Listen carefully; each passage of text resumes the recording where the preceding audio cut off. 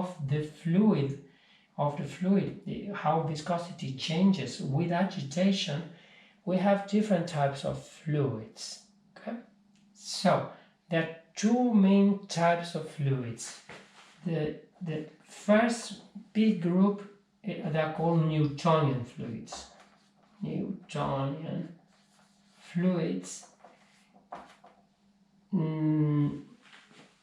There are those whose viscosity doesn't change with agitation, so it will give a horizontal slope, constant. There will be no variation, even though I increase the angular velocity and spin faster and faster, the viscosity doesn't change. Okay, so we can write it like this: viscosity, the eta letter we introduced in the previous lesson, does not depend on agitation. Okay, well, I don't have to write it, but this is the way to simplify it.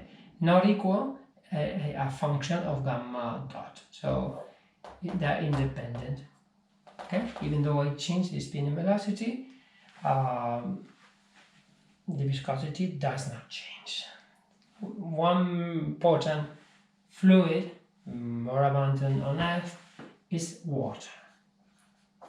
Water is a Newtonian fluid. Viscosity does not change with agitation. Also, honey and similar, like I don't remember the name, like syrups, all syrups, honey, syrups, golden syrup, maple syrup, all this sugar plus water, and water and liquids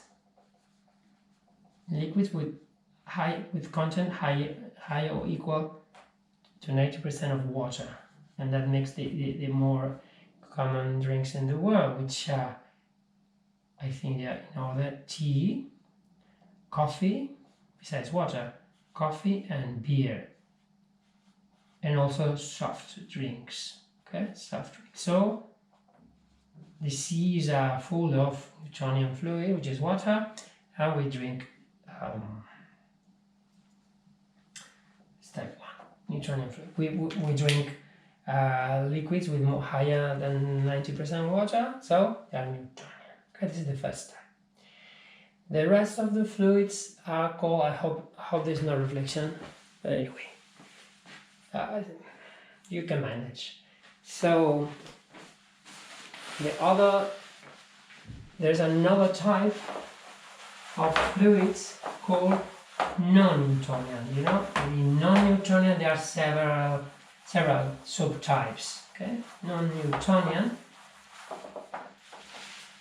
there are different types, but they are all non-Newtonian. And the definition is straightforward. Non-Newtonian are those liquids whose viscosity does depend on agitation. Viscosity depends on agitation.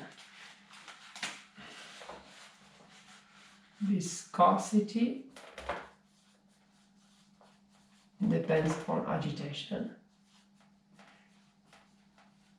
And in this non-Newtonian group, these two types, Newtonian and non-Newtonian, there's several types. Following the numbering, I don't know. Following the order in Newtonian, we have this first non-Newtonian is called shear thinning. Shear thinning.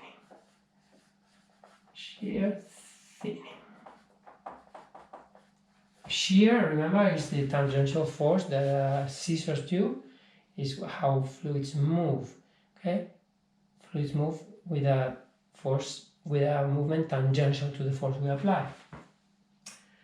Shear thinning means that thin and thick are the opposite ideas, right?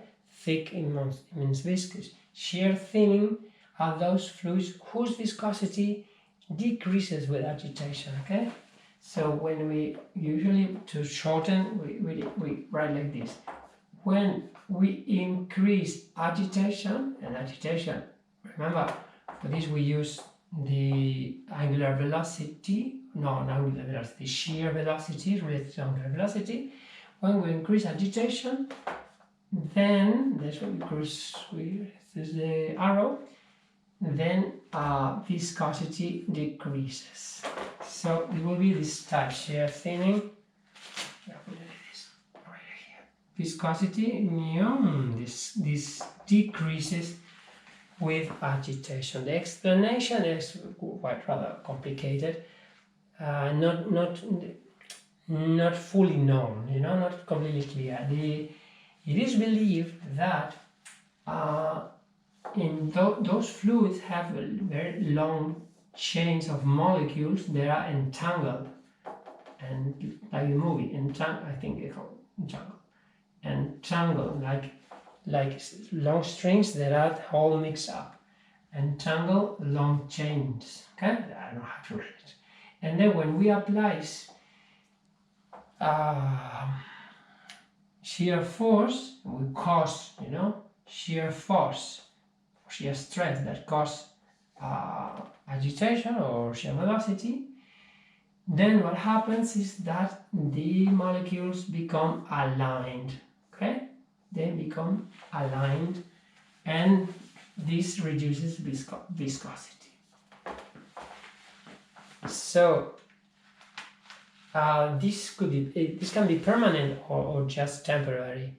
Okay, so an example of shear thinning, liquids that become less viscous when you stir, when you move them, is, for instance, yogurt.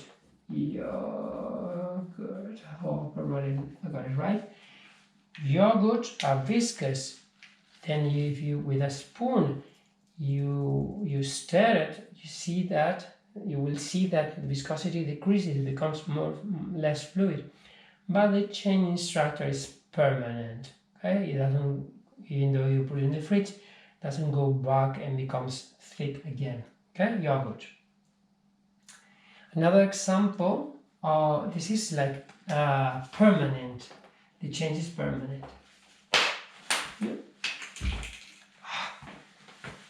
I'll get it later. Permanent. And this permanent. That's another classic example. Let me if I can get it very easily. I can continue speaking. A classical example, you use it in pens. Okay? Think about when I get the cup. Okay? If you can understand what happens with ink. That's easy. Ink.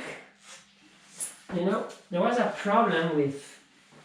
I think it was an Argentinian called Spiro or something like that, from Czech origin. I had a story, but I don't remember the details. That he wanted to be further, to improve with fountain pens. That's what. And he invented this guy, so this ink.